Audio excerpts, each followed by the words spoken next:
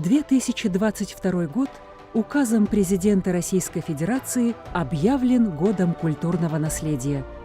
Мы живем в многонациональной республике и гордимся разнообразием народов и хранящихся в ней культур. Якутия – одно из самых удивительных мест на карте России. 4 стихии, представляющие круглогодичную угрозу для жизни людей, заставляют экстренные службы незамедлительно реагировать в случае возникновения чрезвычайных ситуаций. Во все времена человек был бессилен перед стихией. Однако сейчас он научился жить с ней в мире, предупреждая крупные аварии природного и техногенного характера. Уходящий год был насыщен событиями. Серьезным испытанием для якутской территориальной подсистемы Единой государственной системы предупреждения и ликвидации ЧС стали паводки. Активная борьба велась с природными и техногенными пожарами. На территории региона произошло 5 чрезвычайных ситуаций, что на 80% больше прошлого года. От весеннего и летне-осенних паводков пострадало 30 населенных пунктов в 9 районах Якутии, а ущерб составил порядком 480 миллионов рублей. Обстановка, связанная с природными пожарами, была отнесена к чрезвычайным ситуациям федерального характера. Всего в республике произошло 563 природных пожара на площади свыше 592 тысяч гектар. В сравнении с прошлым годом средняя площадь одного пожара упала в 4,5 раза. Финансовое обеспечение на охрану лесов от пожаров было увеличено почти в 4 раза и составило свыше 2,5 миллиардов. В 2 раза увеличилась численность работников лесопожарных формирований.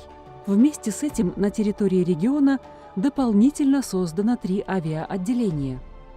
Все это способствовало оперативности тушения пожаров в первые сутки и составило 29%. Еще одной немаловажной угрозой для жизни и здоровья людей являются техногенные пожары.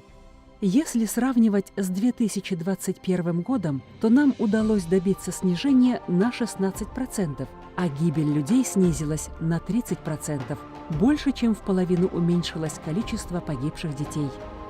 Основное количество пожаров приходится на жилой сектор. Наиболее частыми причинами по-прежнему являются неосторожное обращение с огнем, нарушение правил устройства и эксплуатации электро- и печного оборудования, бытовых электроприборов. Снижение гибели удалось добиться не только за счет профилактических мероприятий, а их проведено около 15 тысяч, но и за счет развития добровольных пожарных команд, дружин и других объединений, а также благодаря развитию института старост. Все это является серьезным подспорьем в нашей работе. Для обеспечения безопасности людей на водных объектах регулярно проводятся акции и рейдовые мероприятия. Общими усилиями удалось снизить гибель людей на водных объектах и повысить уровень грамотности среди населения. В текущем году произошло 10 аварий, связанных с маломерными судами. К основным причинам происшествий можно отнести отдых населения у воды в несанкционированных и запрещенных для этого местах, в том числе при купании в состоянии алкогольного опьянения. В целях предупреждения гибели людей на водных объектах подразделениями ГИМС проведено около 4000 патрулирований с проведением профилактических бесед, в результате которых было выявлено более 400 административных правонарушений. Сейчас можно с уверенностью сказать, что, несмотря ни на что, якутская территориальная подсистема РСЧС с задачами по обеспечению безопасности жизнедеятельности населения и территории справилась. А как итог, это 1000 спасенных человеческих жизней. В этом году, благодаря слаженной работе органов исполнительной власти республики, реализована на практике функция по оказанию финансовой помощи населению, пострадавшему в результате ЧС путем предоставления государственных услуг в электронном виде. Одной из основных задач органов управления всех уровней является развитие системы предупреждения и ликвидации чрезвычайных ситуаций. В Якутии создан и уже функционирует постоянно действующий оперативный штаб при комиссии по ЧС, возглавляемый начальником Главного управления. Отдельного внимания заслуживает тот факт, что в рамках поручения президента России на территории региона проводился эксперимент по искусственному вызыванию осадков в целях предотвращения лесных пожаров и снижения класса пожароопасности в лесах.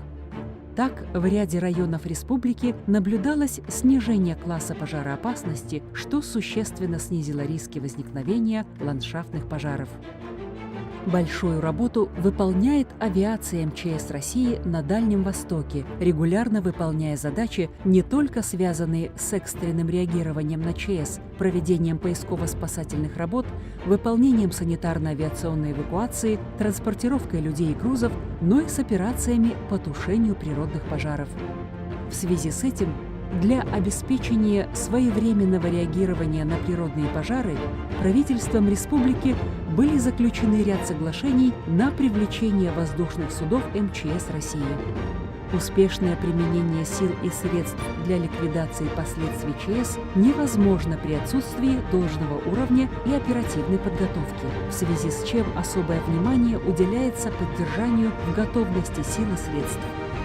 В этих целях организовано проведение учений и тренировок от объектового до всероссийского уровней. В современных реалиях актуальным остается вопрос по линии гражданской обороны.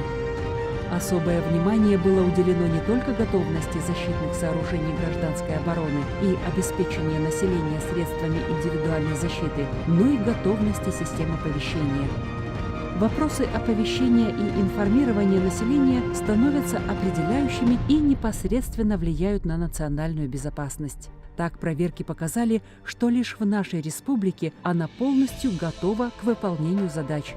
При этом охват населения техническими системами оповещения составляет до 95%.